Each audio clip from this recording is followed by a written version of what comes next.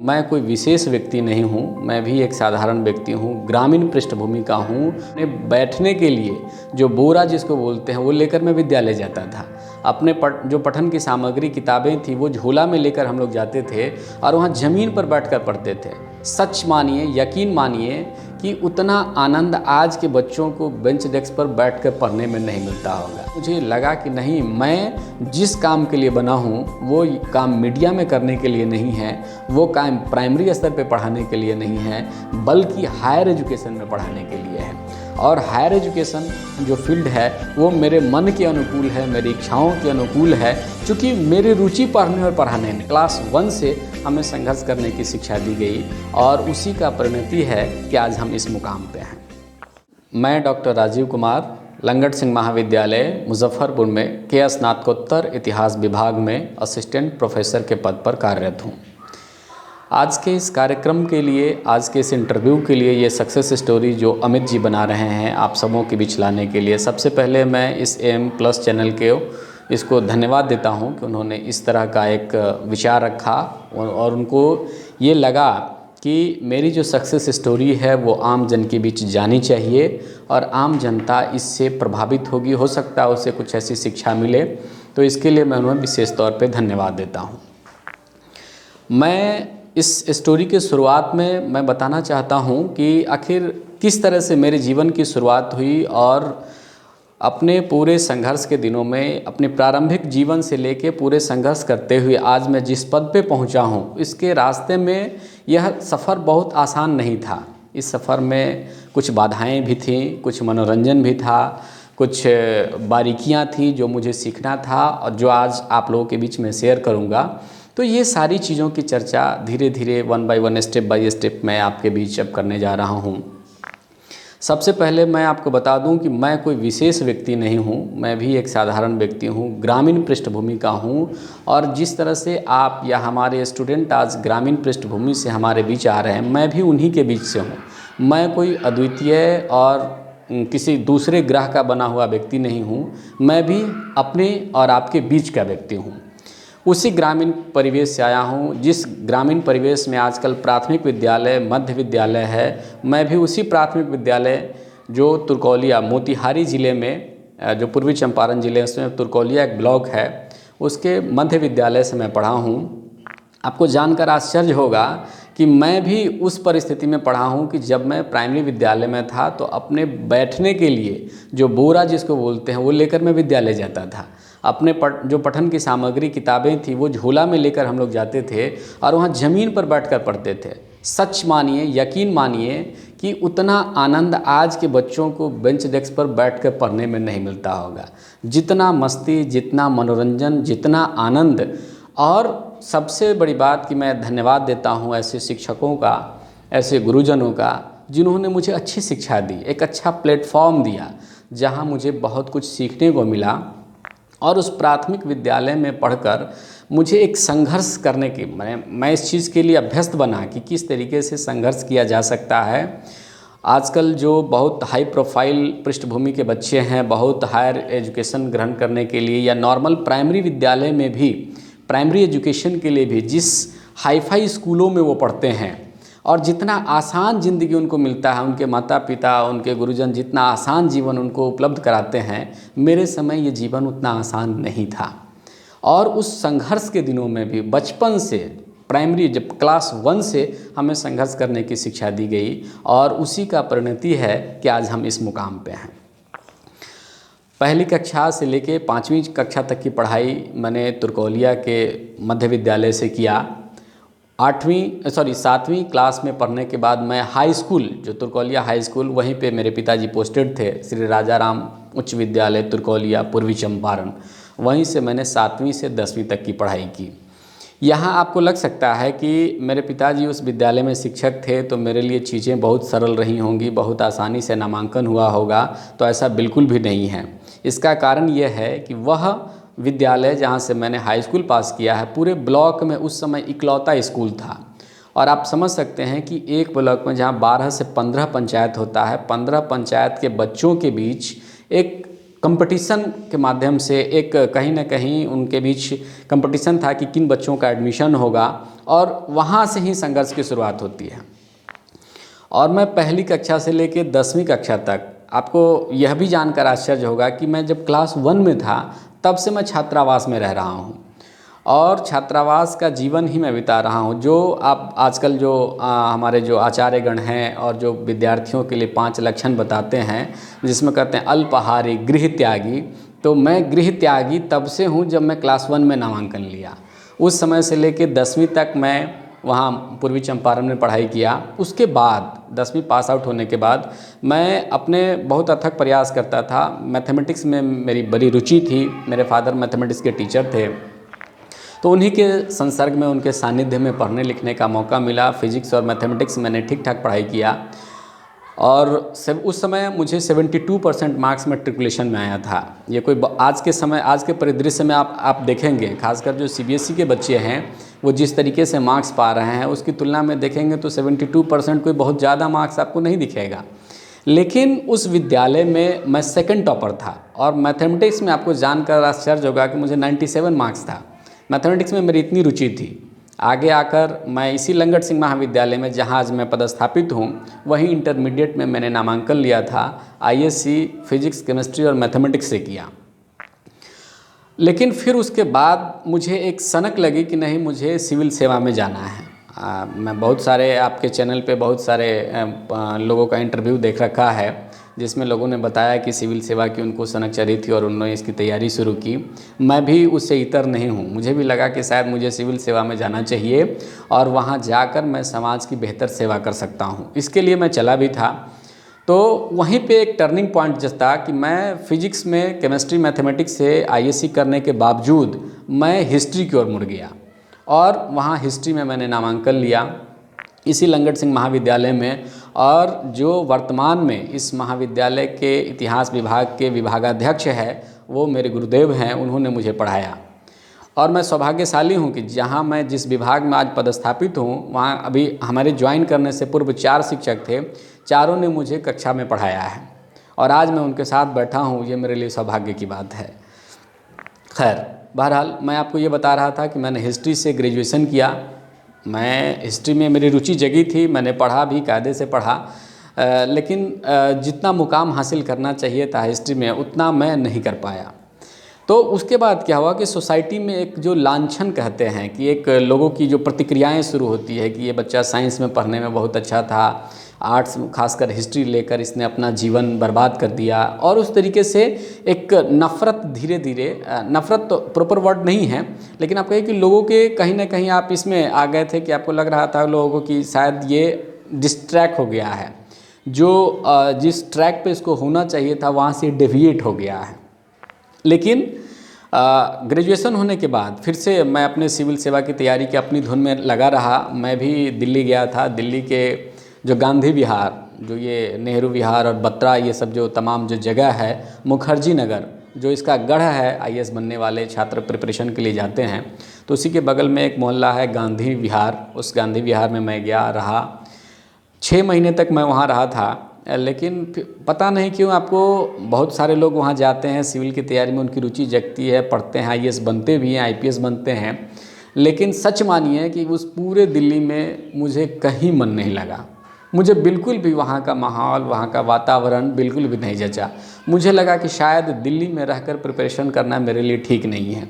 एक तो economic condition की वजह से, और दूसरा अपना जिस मैं ग्रामीण पृष्ठभूमि से था, जो मेरा परिवेश था, इस परिवेश और उस परिवेश के बीच सामंजस्य बिठाना मेरे लिए बहुत मुश्किल था।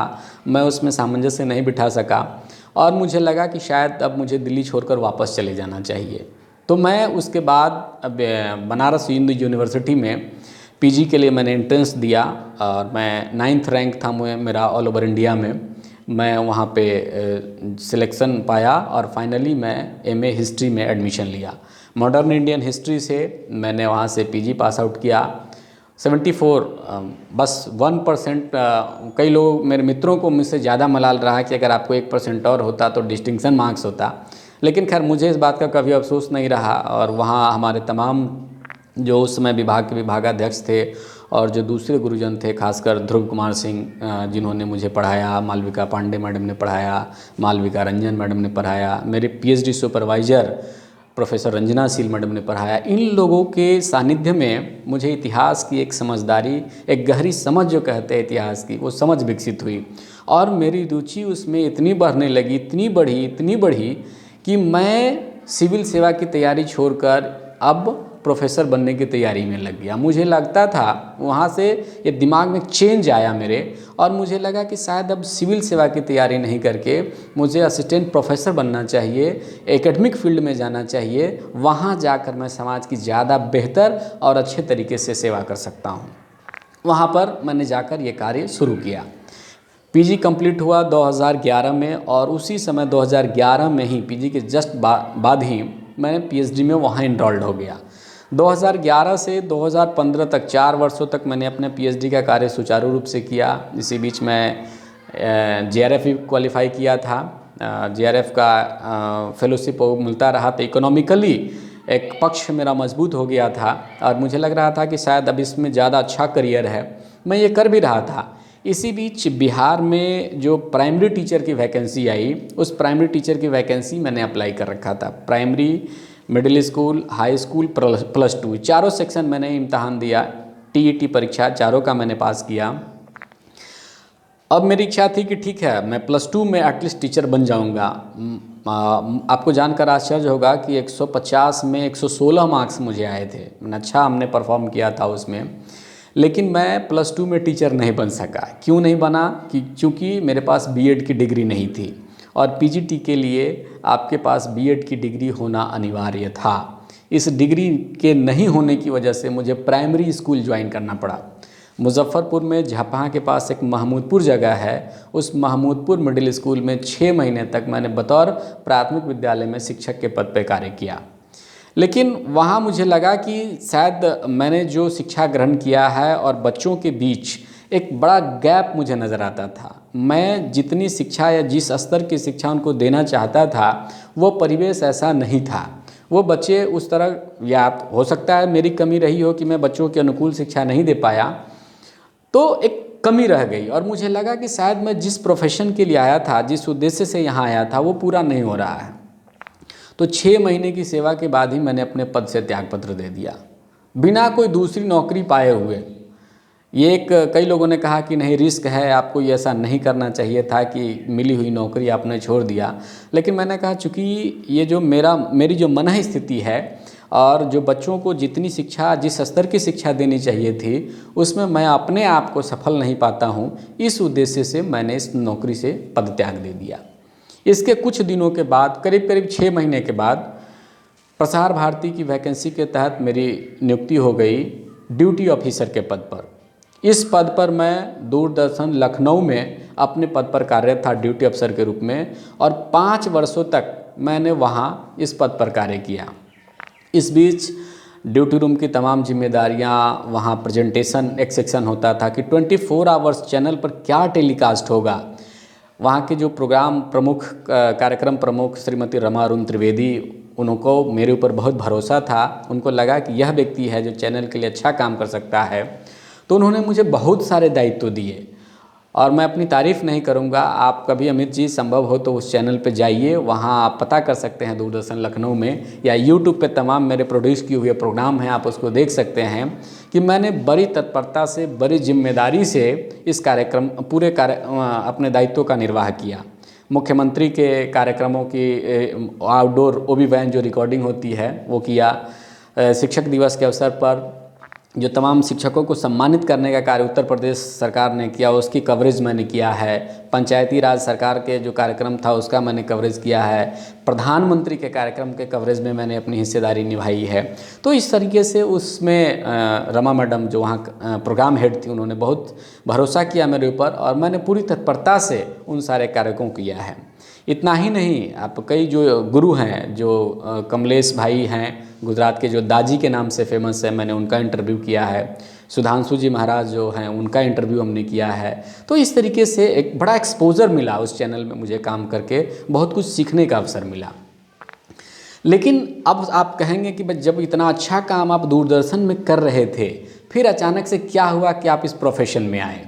जी हाँ, मेरे एक मित्र हैं जो बनारस हिंदू यूनिवर्सिटी में मेरे साथ पीएचडी कर रहे थे। मैं दोनों साथ ही हम लोग इनरोल्ड हुए थे और इसकी प्रेरणा स्रोत मेरे पिताजी थे। उनका हमेशा कहना था कि आप हायर एजुकेशन के लिए बने हो, आपको हायर एजुकेशन में जाना चाहिए, आपको पीएचडी करना चाहिए। तो मैं पीएचडी बीएचयू से कर भी रहा था। लेकिन इसी बीच क्या हुआ कि धीरे धीरे दूरदर्शन में मेरी रुचि इतनी जग गई कि अब इस प्रोफेशन से भी धीरे धीरे हम कटने लगे थे। लेकिन इसी बीच मेरे एक फ्रेंड ने, जो वो अभी बिहार में ही अभी असिस्टेंट प्रोफेसर के पद पर कार्यरत हैं, उन्होंने मुझे एक दिन 1 जनवरी को एक मैसेज किया और मैसेज में हैप्पी न्यू ईयर विश करने के बाद उन्होंने अपने नाम के साथ डॉक्टरेट की डिग्री या डॉक्टर फलाना जो उनका नाम है, अपने डॉक्टर की उपाधि के साथ उन्होंने अपना नाम लिखा। तो ये चीज़ मुझे बहुत प्रभावित किया। मुझे लगा कि मेरा फ्रेंड डॉक्टर बन गया, पीएचडी की डिग्री ले लिया और मैंने अभी तक नहीं लिया। आखिर ऐसी हम में क्या कमी है कि हम नहीं कर सकते हैं? उसी समय मुझे लगा कि नहीं, मैं कर सकता हूँ, मुझ में ये क्षमता है। और ये मेरे लाइफ का सच पूछिए तो एक टर्निंग पॉइंट है। और वहाँ से मैंने फिर से पूरे तन्मयता से अपनी पीएचडी का काम शुरू किया।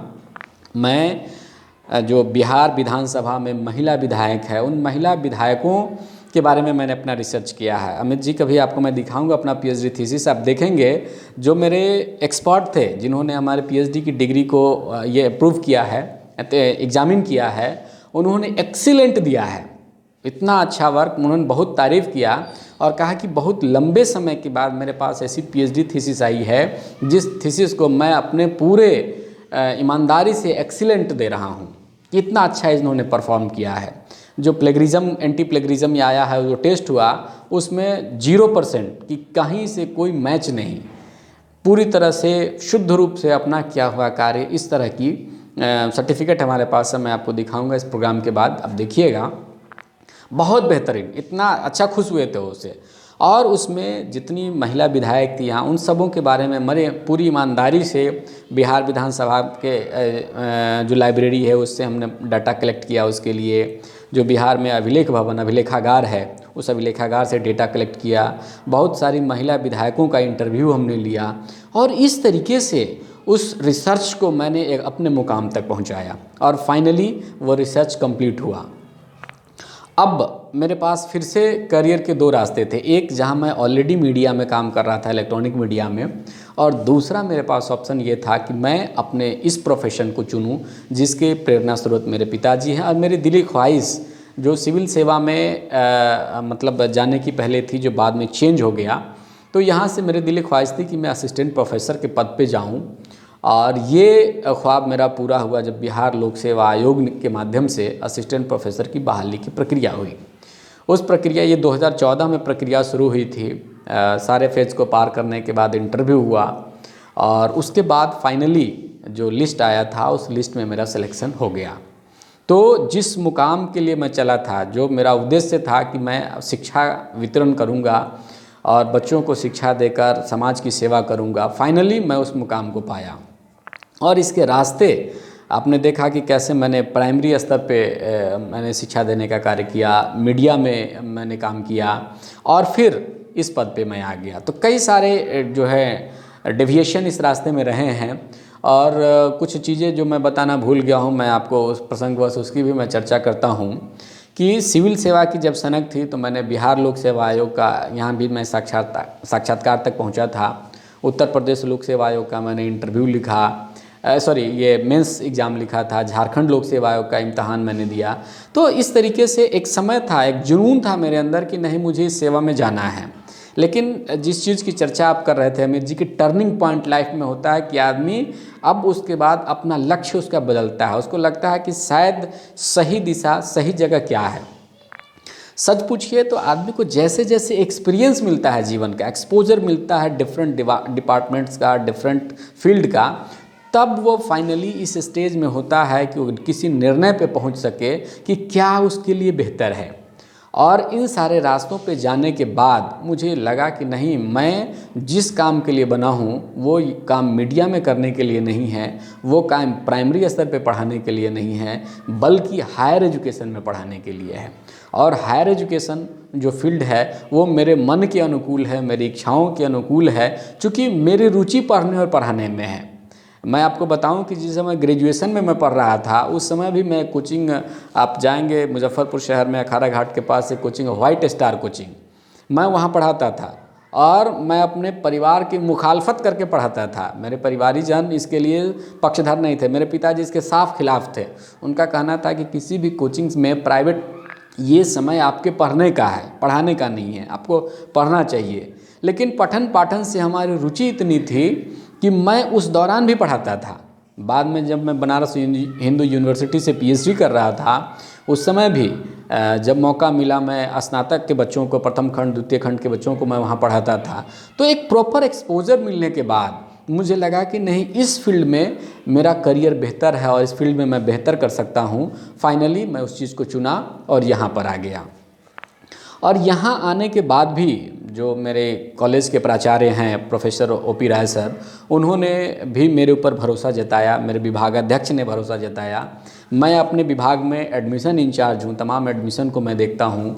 इसके अलावा कॉलेज में जो एनसीसी है, जो नेशनल कैडेट कोर, उसका मैं एनसीसी इंचार्ज हूँ, एनसीसी अफसर हूँ अपने कॉलेज का। अभी रिसेंटली जो यहाँ के जिला प्रशासन और पुलिस प्रशासन के बीच और कॉलेज के बीच एक एमओयू हुआ है कि पुलिस पाठशाला, मैं पुलिस पाठशाला का कोऑर्डिनेटर भी नियुक्त किया गया हूँ। तो कुल जमा बात मैं ये कहना चाह रहा हूँ कि जीवन में हर चीज़, जो कोई भी आप मुकाम चाहते हैं, जहाँ पहुँचना चाहते हैं, वो पाने का सिर्फ़ और सिर्फ एक रास्ता ये, एक तरीका यही है कि आप मेहनत करें, आप परिश्रम से भागे नहीं। किसी चीज़ का कोई शॉर्टकट नहीं होता है। अगर आप सोचते हैं कि शॉर्टकट रास्ते अपना करके आप किसी ऊंचाई पर पहुंच जाएंगे, तो मैं इस बात से इत्तेफाक नहीं रखता। मुझे लगता है कि परिश्रम ही एकमात्र विकल्प है जो आपको किसी भी रास्ते पर पहुंचा सकता है, किसी भी मंजिल तक पहुंचने में आपको मदद कर सकता है। और एक और चीज़ है जो आपको सफलता दिलाएगी, वो है शिक्षा। अगर आप ये सोचते हैं कि शिक्षा को इग्नोर कर देंगे, शिक्षा नहीं किसी और क्षेत्र के, आप बेशक दूसरे फील्ड में ऊंचाइयों पे जा सकते हैं, लेकिन शिक्षा वो माध्यम है जो आपको सही रास्ता चुनने में मदद करता है और आपको ये बताता है कि वाकई में आपको किस जगह पे जाना चाहिए। जब तक आप शिक्षा नहीं ग्रहण करेंगे और उस दिशा में मेहनत नहीं करेंगे, तब तक आप अपने मंजिल पर जाने में, मुझे नहीं लगता है कि उतने सफल होंगे जितने के काबिल आप हैं। ये जो आपका टैगलाइन है इस चैनल का, AM+ का, कि सही विचार सही विकास, वाकई ये बहुत अच्छा है।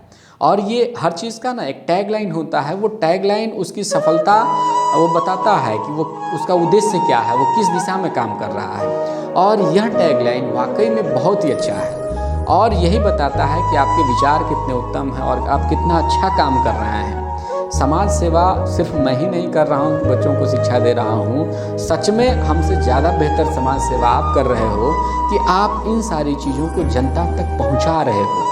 आप कुछ भी करो, बहुत अच्छा चीज़ करो, लेकिन अगर आम जनता तक वो चीज़ नहीं पहुंच पा रहा है तो कहीं ना कहीं वो कमी है। जैसे एक उदाहरण मैं दे रहा हूं आपको कि प्रिंट मीडिया, जब इंग्लैंड में सबसे पहली बार प्रिंट मीडिया आया और चीज़ें छपने लगी तो क्या हुआ कि बहुत सारे दार्शनिकों के विचार और किताब छपे और ज़्यादा मात्रा में सर्कुलेट हुआ, ज़्यादा से ज़्यादा लोगों के बीच पहुँचा, तो एक पूरा सामाजिक परिवर्तन आया।